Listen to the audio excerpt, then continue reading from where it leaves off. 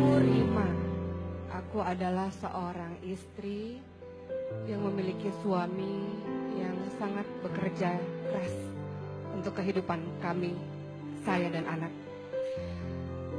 Suami saya biasa lembur pulang tengah malam dan kemudian tertidur dan seperti biasa menjalankan rutinitasnya untuk mengantar anak kami satu-satunya bernama Jelita berusia 7 tahun untuk pergi sekolah.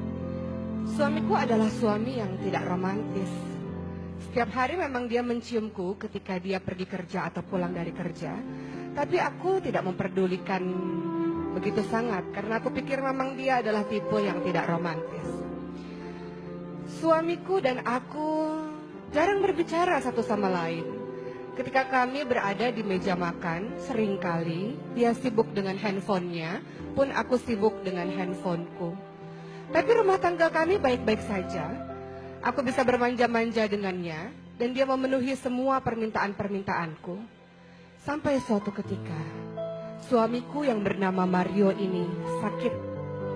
Pencernaannya sakit sehingga ia harus dirawat di sebuah rumah sakit di ruang ICU. Ketika aku merawat dan menemaninya sehari-hari, salah seorang wanita datang untuk menjenguknya. Wanita yang belakangan aku tahu bernama Meisha ini adalah temannya dulu ketika masih kuliah, teman suamiku. Namun ada yang berbeda dari Meisha. Wajahnya biasa saja, rupanya biasa saja, tapi matanya memancarkan kehangatan. Dan setiap kali Meisha berbicara, senantiasa kalimat yang keluar dari mulutnya adalah kalimat-kalimat yang mungkin saja setiap orang yang mendengarkan akan jatuh cinta pada Meisha. Dan aku merasa ada yang berbeda dari mata suamiku ketika memandang Meisha. Pendar mata yang tidak pernah aku lihat sebelumnya. Bahkan suamiku tidak pernah melihatku dengan pandangan seperti itu. Aku baru tahu Meisha bertemu dengan suamiku 5 bulan yang lalu dalam sebuah pekerjaan. Dan aku ingat-ingat 5 bulan yang lalu suamiku juga sangat baik. Memberikan perhatian yang luar biasa terhadapku dan tak jarang memberikan banyak sekali barang-barang baru untukku. Beberapa saat kemudian hari terus berjalan dan Meisha kembali lagi untuk menjenguk suamiku. Saat itu aku sedang menyuapi suamiku dan aku merasa sangat kesal karena suamiku tidak juga mau makan. Tubuhnya semakin lama semakin mengurus dan Meisha memberi isyarat padaku untuk memberikan piring tersebut ke tangannya. Dan aku pun menyerahkan begitu saja pada Meisha. Meisha mulai menyuapi suamiku. Dan makanan itu habis. Suamiku memakan setiap suapan dari tangan Meisha. Hatiku sakit sekali melihat pemandangan itu. Kenapa dengan tanganku sendiri suamiku tidak mau untuk menghabiskan makanannya. Tapi di tangan Meisha dia mau menghabiskannya. Kemudian aku merasa bahwa rasa sakit ini lebih sakit daripada aku memeluk tubuh suamiku dan suamiku membelakangiku. Aku berharap suamiku mau menciumku, tapi dia tidak juga mengunjukku. Ini jauh lebih sakit rasa itu. Dan hati ini lebih sakit rasanya dibanding ketika aku melahirkan anak Mario, anak suamiku itu dengan operasi sesar. Rasa sakit ini lebih sakit rasanya dibanding aku dicueki olehnya ketika dia sibuk dengan laptopnya atau dengan handphonenya. Aku sakit sekali melihat pemandangan di depan mataku suamiku disuapi oleh gadis lain. Kemudian, aku tak punya alasan untuk membenci Meisha. Meisha adalah gadis yang sangat baik, wanita yang sangat baik. Dia sering membawakan makanan untuk aku dan anak-anak di rumah sakit. Suatu ketika Meisha pun pernah menjenguk suamiku dan ia datang dengan suaminya dan anak-anaknya. Maka apa alasan aku untuk membenci wanita yang sangat baik tersebut? Di suatu sore, ketika hujan rintik-rintik, aku pulang sebentar dan aku bertemu dengan anakku Jelita di rumah. Dan anakku mengatakan, "Mama, aku baru saja menemukan passwordnya ayah. Dan Mama lihat, ayah lagi kirim-kiriman email dengan Tante Meisha. Mama mau baca," kata Jelita. Maka aku pun membaca email yang dikirimkan oleh Mario suamiku terhadap Meisha. Dan apa isi dari email tersebut? Suamiku mengatakan, "Meisha, kau tahu, sudah lama aku memendam rasa cinta terhadapmu. Terima kasih Meisha yang telah hadir dalam kehidupanku. Dan kau satu-satunya yang ada dalam hatiku. Aku tidak tahu apakah aku mencintai istriku atau tidak. Kalaupun aku mencintainya, itu karena aku adalah suaminya dan dia adalah istriku. Kalaupun aku mencintainya, itu karena dia adalah ibu bagi anak-anakku.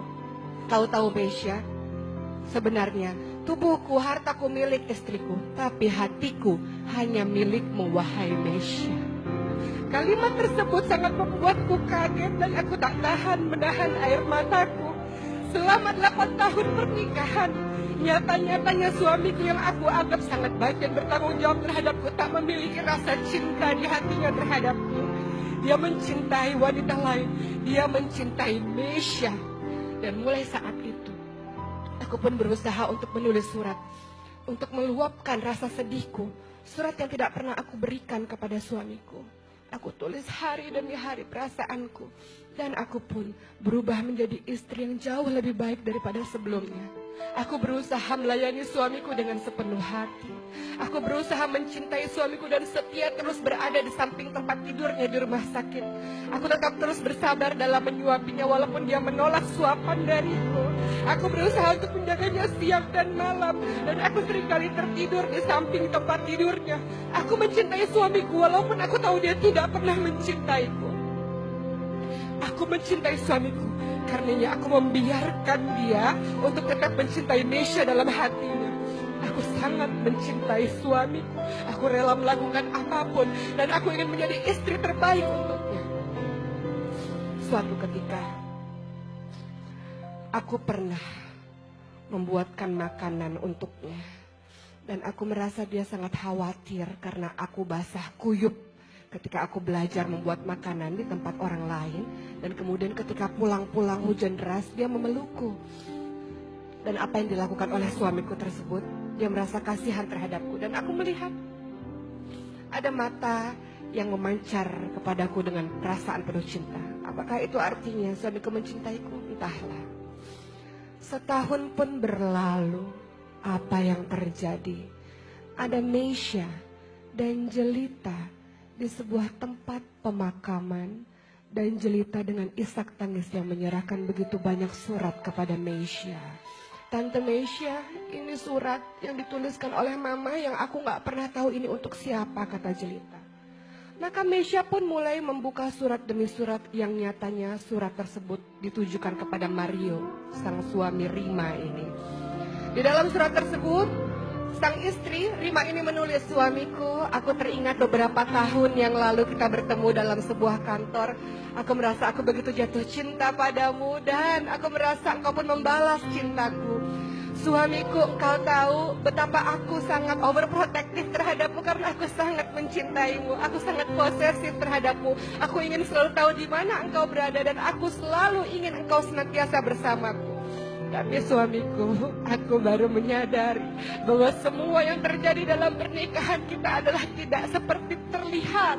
Bahwa ternyata engkau tidak mencintaiku, suamiku. Tapi tidak apa-apa. Setelah aku tahu itu, suamiku, aku berjanji aku tidak akan pernah bertengkar dengan ibumu lagi. Aku berjanji jadi istri yang terbaik.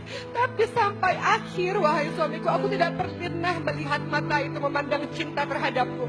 Sebaliknya, aku melihat matamu selalu berbinar-binar ketika melihat Mesya. Suamiku, aku tahu sejak engkau bertemu dengan Mesya, aku melihat engkau sangat baik terhadapku.